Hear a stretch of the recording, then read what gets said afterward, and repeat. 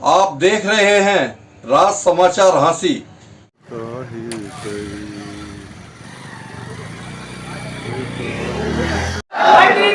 बहुत सुंदर, बहुत सुंदर।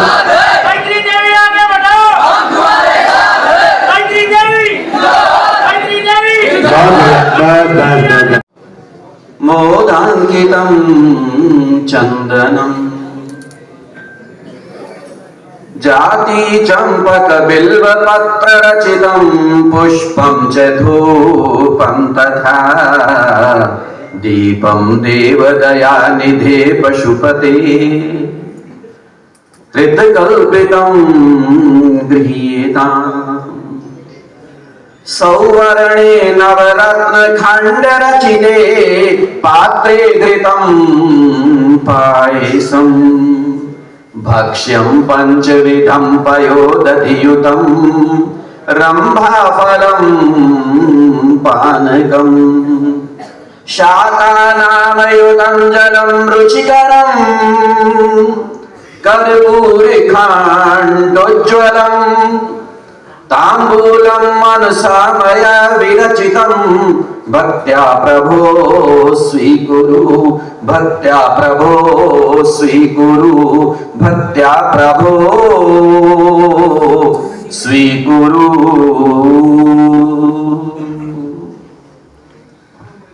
सर्वेश्वर परमपिता परमात्मा अखिलेश्वर जगदीश्वर मेरे भगवान सर्वशक्तिमान दया निधान कृपा निधान मेरे राम मेरे घनश्याम कण कण में व्याप्त हो मेरे प्रभु, जरे जरे में आप समाये हो।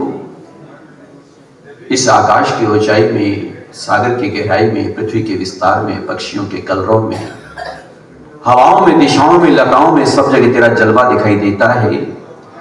ऐसे शर्वशक्तिमान को, अपने भगवान को मैं बारंबार वंदन करता हूं, नमन करता हूं, प्रणाम करता हूं। उसी परमपिता परमात्मा के दूत बनकर के धरा पर आए, धरा को धाम बनाया जिन्होंने भारत से प्रतिष्ठित द्वे संस्कृतम संस्कृतिस्तथा।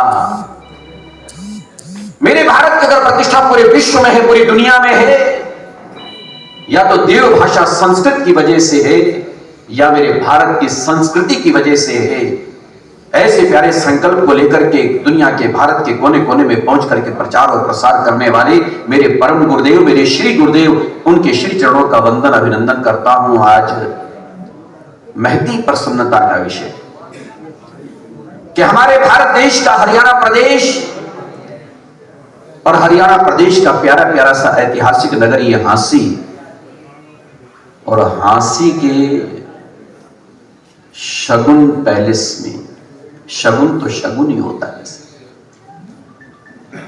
ये नाम भी मुझे लगता है सार्थक होने वाला है। जिस संकल्प को लेकर के आप हम सब लोग चले, और हांसी में आज शगुन पैलेस में राष्ट्रीय सनातन महासंघ का ये कार्यक्रम, जिसके सूत्रधार हर साल होता है, ऋषि मुनि वहां पर तप करते हैं, साधना करते हैं, यज्ञ करते हैं। तो मैंने पटौदी को अपना प्रयागराज समझ करके वहां पर 20 साल पहले प्रारंभ किया थे। 20वां कल्पवास मेरा पटौदी में है। यानी जैसे वहां साधना होती है, इसमें साधना करता हूँ, नाम जप होता है, हवन यज्ञ होता है, अनुष्ठान होता है, रुद्राभिषेक होता है, स्तुति पाठ होते हैं, और उनका फल फिर मैं राष्ट्र कल्याण के लिए समर्पित करता हूँ। ये कल्पवास होता है। राजनीति में धर्म का क्या महत्व है? ऐसे मेरे प्यारे, राजनीति में जहां तक धर्म का महत्व है, मैं बार बार कहना चाहता हूं कि बिना धर्म के कोई भी कार्य चल नहीं सकता। हर कार्य में धर्म होना चाहिए, और हर कार्य में जब धर्म होगा वो प्रबल होगा और सुदृढ़ होगा, लंबे समय तक चलने वाला होगा। जहां तक राजनीति में धर्म की बात है, धर्म में राजनीति नहीं होनी चाहिए, लेकिन राजनीति में धर्म जरूर होना चाहिए। जहां तक राजनीति की बात है, मैं राजनेताओं से भी कई बार एक सवाल पूछना चाहता हूं, उनसे कहना चाहता हूं जो आज अपने आप को राजनेता कहते हैं, जो कुछ लोग, सारे तो मैं नहीं कह सकता, कुछ लोग जानते भी हैं, कुछ लोग ऐसे जो अपने आप को राजनेता कहते हैं, उनसे कहता हूं राजनीति का अर्थ बता दो, राजनीति के मायने बताओ। मेरे राष्ट्र की नीति, देश की नीति, जिसको आपने अनीति में बदला है, जो बदनाम हो गई है, लोग इससे घृणा करने लगे हैं। आज वर्तमान समय में उसका कुछ सम्मान बढ़ने लगा है। जब योगी जी, मोदी जी, खट्टर जी, ऐसे ऐसे आदरणीय लोग आए हैं, राजनीति का, राजनेताओं का सम्मान बढ़ने लगा है। और उसके अंदर जब तक धर्म का समावेश नहीं होगा, धर्म क्या होता है? जो हर चीज को अपनी अच्छी तरह से आगे बढ़ाने की प्रेरणा देता है, उसको चलाने की प्रेरणा देता है, वो धर्म कहलाता है। और राजनीति भी तभी ढंग से चल सकती है जब इसके अंदर धर्म का समावेश होगा। स्वामी जी, आज की राजनीति में कितना धर्म मानते हैं आप? ऐसे मेरे प्यारे वर्तमान समय में उसका प्रवेश प्रारंभ हो चुका है।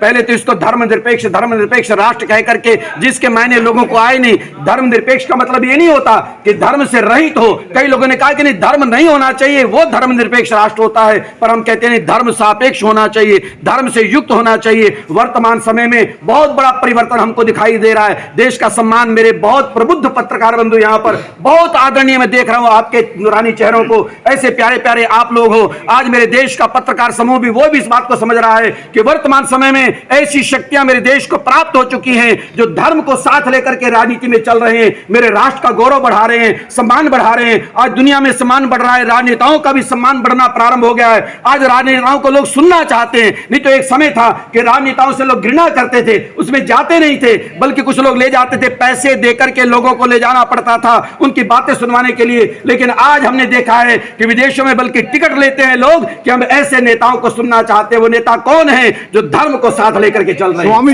जी, अयोध्या के बाद क्या स्वामी ये जो एकल धर्म की जो बात है ये समाज के लिए खतरनाक नहीं होगी? ऐसे मेरे प्यारे हिंदू धर्म के मायने क्या है मैं वो भी कहना चाहता हूं। हिंदू धर्म वो धर्म है, ये सनातन धर्म वो धर्म है जो किसी का निरादर नहीं करता, किसी का अपमान नहीं करता। और यहां तक कि अब्दुल कलाम तुम्हें हमारा सलाम, जिसके अंदर अच्छी भावना हो, अच्छी भावना नहीं है अच्छी भावना भरने का प्रयास करता है। आज अगर एक लाइन में मुझसे सुनना चाहते हो तो हिंदू धर्म और सनातन धर्म की बात जो आपने भी कही कि इससे कहीं नुकसान तो नहीं होगा, मैं निवेदन कर देना चाहता हूं केवल मनुष्य नहीं किसी के भी गर्दन पर जब छुरी ना चले उसका नाम सनातन धर्म और हिंदू धर्म है। यानी इससे मान सकते हो कि हर जीव जहां पर सुरक्षित रहे और मानव तो सुरक्षित रहेगा। आज मैं उन लोगों से भी कहना चाहता हूं जो हिंदू धर्म सनातन धर्म सामने आए और ये अनर्गल प्रलाप करते हैं या प्रचार करते हैं कि हिंदू धर्म आएगा तो बाकियों का क्या होगा। बाकियों का भी सबसे ज्यादा सम्मान जिसके अंदर होने वाला है वो हिंदू धर्म है, वो सनातन धर्म है। इसलिए उसको बढ़ावा मिलना चाहिए जिसमें सभी सुरक्षित होंगे, सभी संरक्षित होंगे। आज सभी संत कहते थे रामलला आएंगे मंदिर वहीं बनाएंगे और आज वो मूर्त रूप लेने जा रहा है, तो इस पर आप क्या विचार? ऐसे मेरे प्यारे संत तो हमेशा कहते आए हैं प्रारंभ से। मेरे भारत के बहुत सारे आस्तिक लोगों ने भी कहा कि रामलला आएंगे मंदिर वहीं बनाएंगे। कुछ लोग कहते थे तारीख नहीं बताएंगे, ये लोग तारीख नहीं बता रहे हैं, लेकिन अब समय आ गया, तारीख भी बता दी गई है, नींव रखी गई है वहां पर। और उसके बाद अब 22 जनवरी आ रही है, रामलला आ रहे हैं। मैं कहना चाहता हूं इसको केवल, हाँ एक बहुत बड़ी बात कहना चाहता हूं, इसको केवल हिंदुओं से जोड़ के ना देखा जाए, इसको राष्ट्र से जोड़ करके देखा जाए। क्योंकि एक राम ऐसे थे जिन्होंने हर जाति वर्ग का सम्मान किया, प्राणी मात्र का सम्मान किया।